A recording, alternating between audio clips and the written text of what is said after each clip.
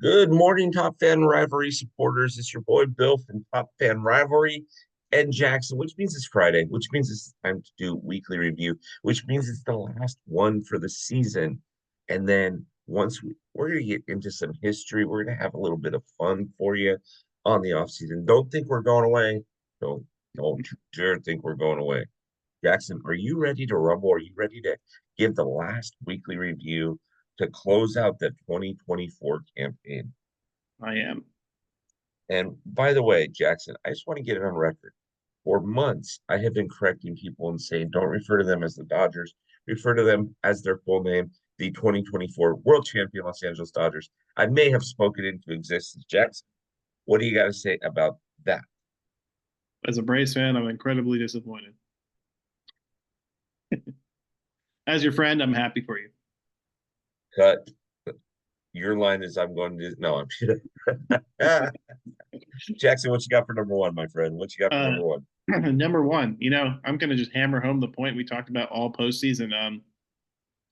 You know, you gotta play every phase of baseball to win baseball games. Uh, the Yankees, on paper, if you just read the raw stats, you would have thought that the Yankees beat the Dodgers in the World Series. They had a better batting average. They had a better on base percentage by almost 40 points. They slugged a little better. The ERA was lower. They had more hits, more home runs, more stolen bases, more walks, allowed fewer base runners. But you know what they didn't do, Bill? They did not play sound defense. And it was, amplified in game five, the fifth inning. If you give any team three extra outs in an inning, especially a team that made it to the World Series, you are going to be paying for it. The Dodgers made them pay, and they tied the game up at five, and ultimately won the game. So it look, we've been saying it. If you can't play defense and you can't run the base as well, you're going to lose winnable games, and that's what happened to the Yankees. They probably could have won game one if they hit with runners in scoring position better. It's all down to the execution. At the end of the day, the Dodgers made their pitchers made the pitches when they needed to strand runners on base, and they hit with runners in scoring position. So at the end of the day, that's what decides the World Series. And we've seen it the last couple of years. What pops most to mind is the Phillies Astros World Series was a big example of that. The Yes, Astro the Phillies, on paper the stats looked pretty close, but in reality the Astros kind of just hammered them home with execution. 100%, 100%. And I I've said this ad nauseum, and people are probably thinking, "Hey, Bill, get new material, right?" But I've said this ad nauseum, Jackson. April, May, under the lights, the weather's changing, it's getting warmer, yada yada yada. Nowadays, March, April, May, you can make mental mistakes. Um, in October, mental mistakes cost you games. Top of the fifth inning, Dodgers have the bases loaded with two outs, and the score's 5-0. 5-0, Jackson. Um, Gavin Lux strikes out for first out. Shohei Ohtani strikes out to make the second out. Mookie Betts hits a ground ball to first base with English on it. Um, Anthony Rizzo has to play it, and if you watch the ball kind of moves on Rizzo a little bit, and so he has to go one direction. Garrett Cole needs to be over there to cover, period. And Garrett's pointing, going, get it, get it, get it. Mookie beats that out. It's 5-1. That doesn't sound like a big deal, right? It's 5-1. But like you said, extra outs. The very next batter, Freddie MVP Freeman, gets a base hit and scores two. The very next batter, Teoscar, hits one off the wall and scores the other two. Now it's 5-5. You make that play, it's 5-0. Momentum Yankees, bases loaded, Dodgers with no outs, and Dodgers didn't score. One mental mistake cost 5 runs. Well, yeah, you can go to the fly ball in center field. Volpe not setting his feet and making a good throw to third base. You could even blame Jazz Chisholm for not picking the bad throw because it was a catchable ball. But yeah, that one at first base, I know the ball had some English on it, and it's hard to tell when you're not playing first base, but one can feel like if it was hit that soft, you could have charged it maybe. But yeah, Garrett Cole needs to be sprinting to the bag, whether Rizzo charges that ball or not, until he's told not to. So yeah, it like you said, April, May, you drop it, you make an error, you cost your team a game.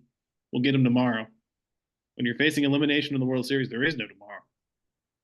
Right. You need Right. to be you need to be standing on first base the moment the ball hits the bat. Basically, you need to Yeah. be dead sprint because Yeah. it's your job. Yeah. Yes, 100%. 100%.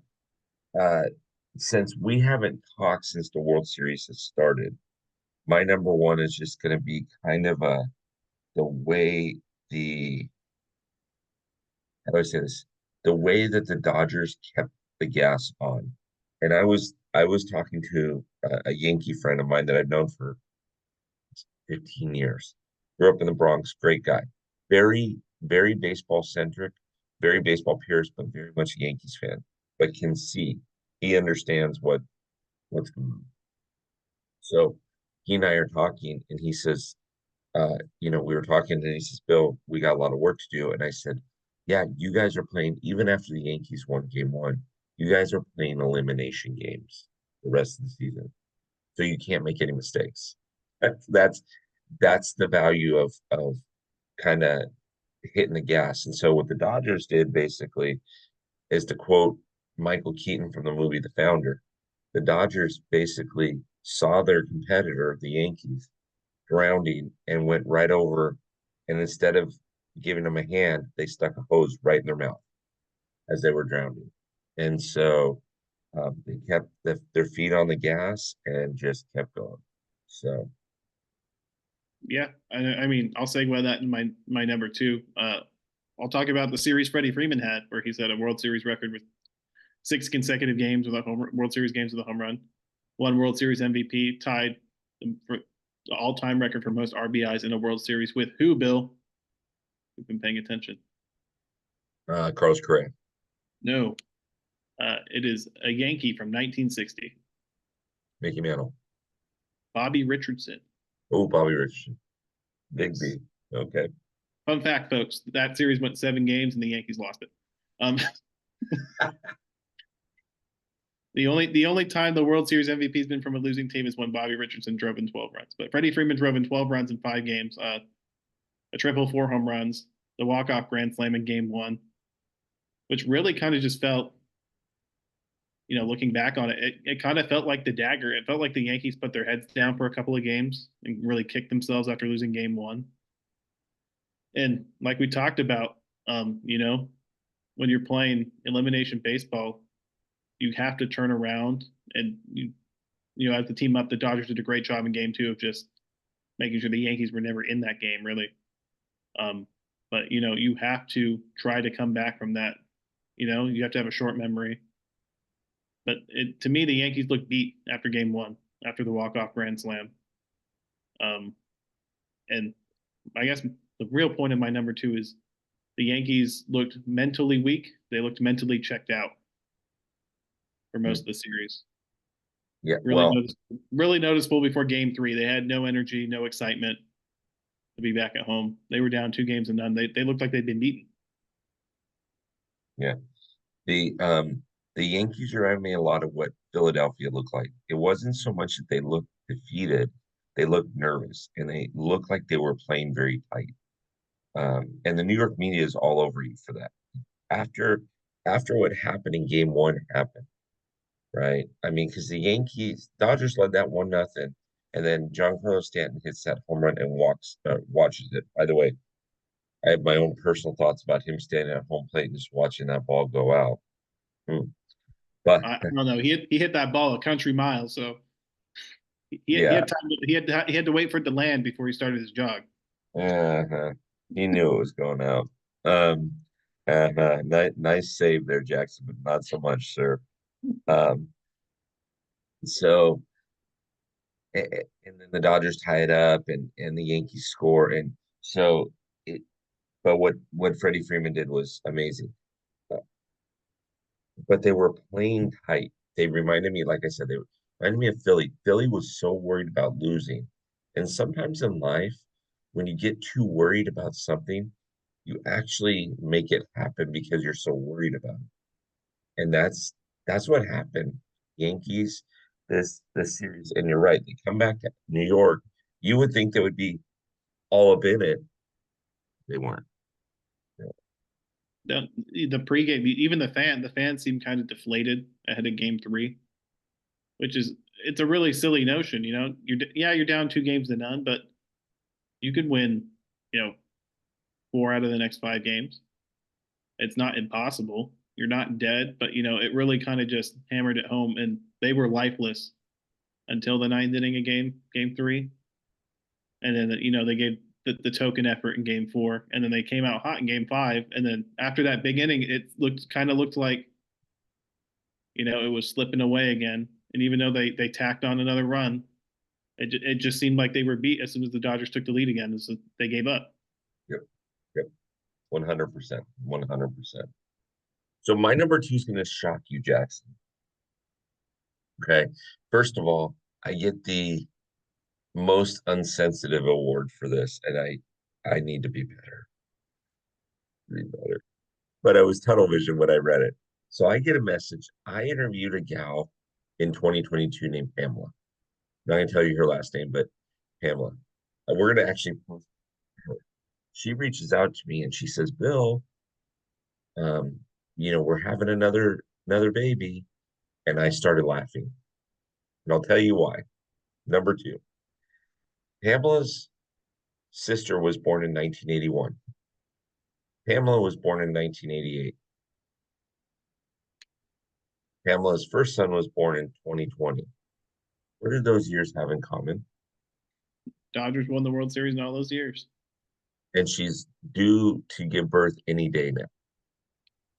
And so, when she tells me this is where I get so insensitive, right? She tells me this. She goes, Bill, I don't know if you know this or not, but we're pregnant. We're getting ready to give birth again when the Dodgers win the World Series. And I started laughing. I said, any chance? Not, of course I should have said, what are you having, a boy or a girl? Are you excited? Was it family and all this stuff, right?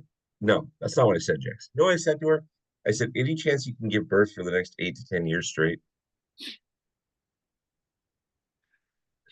Whoops. So, Whoop. anyways, I love this girl. She is absolutely amazing. I've met her one time in person. Haven't met her husband, but her husband seems absolutely amazing. She's raising a great family. But hats off to her. She says, I must have the magic Dodger womb or something like that. And I should be getting free tickets from the Dodgers. I said, oh, you should you should be. First pitch, everything. I mean, come on. I'm all for it. Dodgers behind the plate. I mean, let's go, right? I mean, but I just thought it was funny. You got to bring it up. There's fun statistical stuff like that you got to know. So to get it on record, and we're gonna actually post about this on our social media. To get it on record, this lady, sister born in 81, Dodgers won the World Series. She's born in 88, Dodgers won the World Series. Son's born in 2020, Dodgers won the World Series. Daughter's going to be born in 2024. Dodgers won the World Series. So, Pamela, if you listen to this, by all means, consider having 8 to 10 more kids in the next, you know, several years. And, Jackson, you as a father are probably laughing at that going, no, no, I'm good. It might not be worth Yeah. with Jackson, that many kids. No, if every year your child was born, the Braves won the World Series, I'm thinking maybe. I don't. I only have one. That's a lot. I'm really scared when we decide to have a second one. There you go. There you go. Awesome. Okay, what you got for number three? Number 3, I'm going to talk about where do the Yankees go from here, Bill? Juan Mm, Soto. Juan Soto's a free agent. Um, their bullpen wasn't exactly spectacular. That needs some work. The lineup looked really lackluster. Are they going to bring guys like Anthony Rizzo back, Alex Verdugo? So the Yankees are kind of at this weird crossroad point where they made the World Series, but they feel like they need to either retool or kind of semi blow the team up. Well, they need to blow the team apart because outside of a couple guys in that lineup, There wasn't a lot of hitting going on. So they need to find a new first baseman. They probably need another outfielder. They need another starting pitcher. They need some more relievers. Where do the Yankees go from here? And will Juan Soto break the contract record set by Shohei Ohtani? I think that's a legitimate question to ask. Soto is only 25. He just put up the best season of his career in New York. He hit 41 home runs, Bill. He walked 109 times. His on base Short percentage, porch. yeah, uh, he doesn't even really need it. Mhm, But it certainly helps. But he's had an on base percentage of 400 or more every season of his career. mhm. Um, and we're just sitting here kind of going, which team is going to, break the bank, and will it be the Yankees? Are the Yankees desperate? If you're the Yankees, are you in desperation mode to sign Juan Soto? I guess is the question. So I don't know that you're in desperation mode to sign one. So I agree that the Yankees have some holes. I also agree that I know a lot of Yankee fans that kind of give Giancarlo Stanton a hard time. He had a great postseason. And so I don't. Mm-mm, Stanton's mm-mm. whole thing is if he's healthy, you have to leave the DH spot open for him. He cannot be playing outfield with Right, his health. right. So here's the thing about Soto. Are you ready for a very bold prediction on my part? Yeah, fire away. Soto is good when he's got people behind him that hit. You have to pitch to him when you got Aaron Judge batting behind him because you don't want any part of anything. You can't walk him because Aaron Judge is behind you, right? Um, it's yeah, it just doesn't work awesome that way. So here's my bold prediction: Uncle Stevie opens his wallet and he signs Pete Alonso back. Then he opens his wallet and he signs Juan Soto. I think Juan Soto stays in New York. I just think he goes to Queens and he's not living. Interesting. And so I think he likes that big market flavor and feel. Um, the only reason the Padres got so much attention when they did was because you had Soto over there with Manny Machado and with Fernando Tatis and with Xavier Bogaerts. If the Padres don't have that stack lineup, people, it's like him playing for the Nationals again down in San Diego. Yeah. I do think he likes the big market stuff, and I don't know him. I mean, I just read stuff that is posted on social media and things like that. But no, I don't. Yeah, uh, maybe New York and maybe the Mets. Yeah. I think any team that can wiggle any sort of payroll flexibility is going to be in on the Juan Soto sweepstakes because, again, 25, his best attribute is his plate discipline, which does not decline with age. Um, so, at worst, you have a guy that gets on base Yeah, yeah, 400 100%, at worst. 100%, So, 100%. And you mentioned that he's 25 years old. Uh, all the talking heads out there, which I don't believe any of it until the ink is dry, is saying that he's looking for a 13-year, 550, $600 million deal. Um, I I don't know that that's true. 13-year deals just won't work out. That'll take him through age 38, but we'll see. We'll see what he yeah, gets. I think he'll get something like that. And then, unlike Bryce Harper, I think he will get the opt out after 5 years because Harper, another Boris Why? client. No, that's the word I was looking for. Man, I did not sleep last night. Eh, Client. That's the word I was looking for. He didn't get the opt out. Harper's tried to restructure his contract for more money. He took a bit of a pay cut. I think Soto's going to go the lucrative route because he is that kind of once in a generation type of good player. patient Yeah, hitter. yeah, 100%. Okay, Jackson, my number three. We talked about this in pregame. My number three. Out here in LA, there is a lot of talking all season long. We've had a lot of talk, and this talk was amplified when the Dodgers were down 2 games to one to the Padres in an elimination game in San Diego. There's this weird Fire Dave Roberts. Okay. I'm just going to give you numbers, Jackson. Shoot. Okay. Just going to give you numbers. Okay. Walter Alston manages the Dodgers for 23 seasons, wins 4 World Series titles in 23 years, collects 2,040 wins. Tommy Lasorda, my generation's, you know, manager of the world, right? For the Dodgers, 1,599 wins. Tommy Lasorda only has one season where he has over 98 wins or better.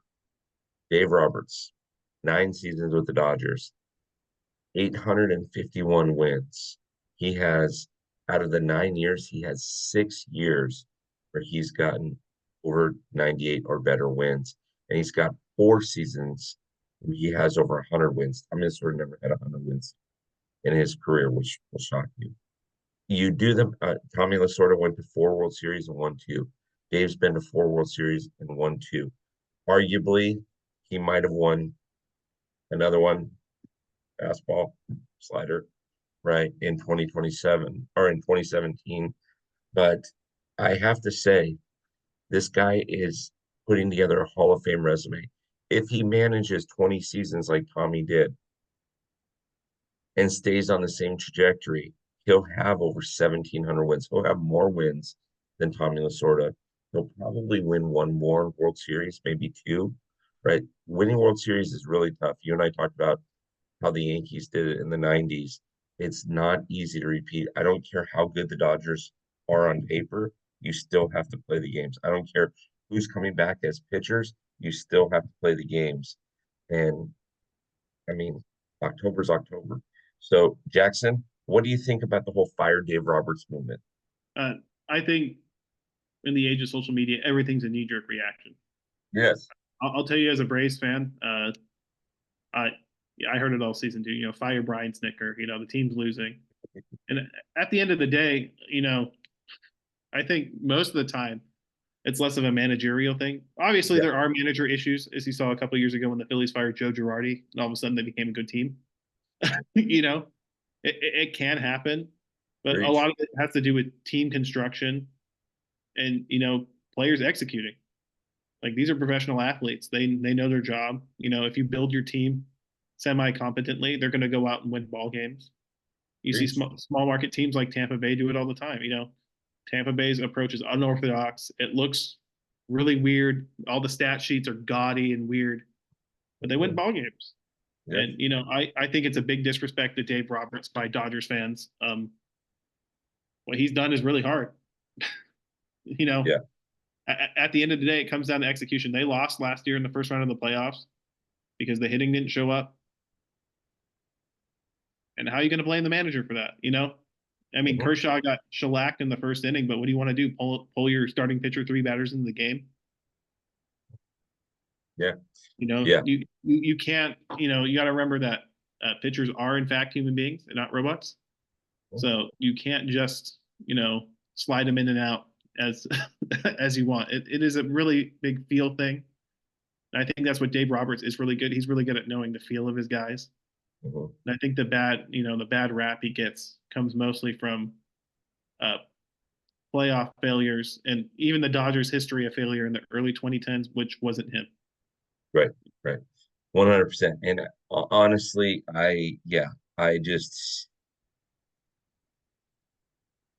I mean, if you're going to play the "What have you done for me lately" game, Dave Roberts could get fired and he could probably get picked up by 10 or 12 teams almost immediately. He is putting a Hall of Fame Uh, managerial career together. yeah, you don't think any of the teams that didn't make the playoffs wouldn't just take Dave Roberts in a heartbeat? Exactly. Exactly. Like, come on, guys. Exactly. So, Jackson, do you have any honorable mentions before we wrap up and tell everybody what's next? Uh, yes, I have one honorable mention. The offseason officially began yesterday, right after the World Series ended. The Braves traded Jorge Soler to the Angels for Griffin Canning. So let me tell you, the Braves wasted no time. The offseason has begun. Um, it'll be really interesting to see what the Yankees are a team to watch. The Braves are a team to watch with the injuries they had, how they're going to slide their roster around. I think the Phillies are going to have a lot of changes. The Dodgers have some key free agents in the bullpen. Walker Bueller is a guy, with like you said, pitchers coming back. It's going to be, I think this offseason is going to be as wild as the last one because there's some really good pitching on the market between Walker Bueller, Max Fried, players like that. So I think we're Yeah, going to have a really really active offseason. Walker Bueller, if you had asked me 2 weeks ago if he was coming back, I said absolutely not. He is coming back to the Dodgers. They've got to make a play for him. Yeah. That's And it's going to be really interesting because the Dodgers have that wealth of pitching. Are you going to stick with depth, or are you going to try to move some of that pitching to maybe get another bat and let Teoscar Hernandez walk, to save some money because he earned himself a lot of money. So, that is the aftermath of the playoffs. There's a lot to go on. We don't really talk speculation on the weekly review. we don't. We don't, But but as things happen, we'll let you know. exactly. Jackson, I've got two honorable mentions. Now the season is over. I'm going to shout out right now the Detroit Tigers. I'm going to shout out the New York Metropolitans. The Detroit Tigers turned it around after the trade deadline. Remember, they got rid of Jack Flaherty, right? They got they were sellers. Nobody thought they were getting anywhere. And they had an August and a September to remember. They went into Houston and took 2 games from Houston. They pushed Cleveland to the brink. I love it. I love what this young team did. Pay attention to that team in 2025. They've got a new shortstop, a young guy that they got. Speaking of depth, they got from the Dodgers, Trey Sweeney. You got Colt Keith over there. You got Riley Green over there. You got Tariq Skubal over there. Pay attention to the Detroit Tigers in a division that can be won with 90 games or less. Pay attention to the Detroit Tigers. The New York Yeah. Mets. As a note Uh, for the Tigers, though, they're one of those teams that you could watch for them to spend some money. The Tigers have yeah, had a really low payroll for the last several years, so they probably got some money sitting in their little piggy bank there. So the Tigers look for the Tigers to be aggressive in free agency. They haven't shied away from being aggressive before. We've seen with Javi Baez, Prince Fielder, Miguel Cabrera, Max Scherzer. right. Okay. And then the second one, the New York Mets, though they've got a lot of moving parts that they've got to look and see if they're going to re-sign Pete Alonso or they're going to chase after Juan Soto, which I think Juan Soto would be a great addition to them. And they've got a number of things. Pay attention to this Mark Vientos kid, right? I mean, started the season in AAA. Uh, Alvarez behind the dish. They've got a lot of good pieces. The Mets are one or two pieces away from putting the Phillies and the Braves, no disrespect to you, Jackson, but putting them in the rear view mirror and trying to take that division. The Braves, I think, still have the upper hand. The Phillies are going to look at their first round exit and think, what do we need to do differently? They played the odds, right? They were 1 game away from the World Series and thought, we don't need to do much with our team. For the We're gonna second go, for the second straight year after doing the same thing after losing the World Series. Yeah. yeah. It's like, okay, great. If it's not broke, don't fix it. And so, but apparently it was broke. So Jackson, there's a lot of good teams out there, but pay attention to those two teams. You're gonna have your gorillas, right? You're gonna have the Dodgers. You're gonna have uh, the Baltimore Orioles, another team that is very, very good. That because they're not the Yankees or the Dodgers, people aren't paying attention to. Pay attention to the Mets. Pay attention to the Tigers. And I'm sure we're going to talk a little bit about them in the in the offseason. Yeah. The Mets have built a really nice core. I really wanted to hammer that point home. Mark Vientos, Luis Angel Acuna, Mm-hmm. Francisco Lindor, Francisco Alvarez, and then Brandon Nimmo up the middle. That's a really nice kind of complement of guys. If they re-sign Pete Alonso, great. If not, you know, there's lots of power hitting guys that can play first base. So this offseason is going to be crazy. It's going to be wild. I think the Mets are also getting over $100 million off their payroll. So we want to talk about teams aggressive in free agencies and teams that like to spend. I think the Mets are going to be extra aggressive with how they spend their money. So I agree with the sentiment that Juan Soto is the Mets to lose. But much like the games, the off season isn't decided by us writing it out on paper and going, "This makes the most sense." No, no, not at all. Not at all. So, all right, Jackson. For those of you that are listening to this weekly review, if you're new to it, you're going to find it in the locker room. You're going to find it in on YouTube. At some point, it might disappear from YouTube, so you're going to want to be in the locker room. $36 a year. Use the code Jackson, all capital letters. But here's the thing that you want to know. Okay, throughout the weekly review show, Jackson and I will have guests on this off season, and Jackson is a wealth of knowledge. We don't call him the top fan stats guy for no reason. So we're going to put together some dynamic shows, lots of fun shows for you in the off season. So be prepared. If you're only watching this for a couple of minutes and you're turning it off, you're missing a bunch of stuff. Okay, just have fun with it. Jackson, let's do it again next week. Yeah. Yeah, I'll I'll be here. All Only right. 140 days till pitchers and catchers report. Only 140. Talk to you later, Jackson. Have a great weekend. You too.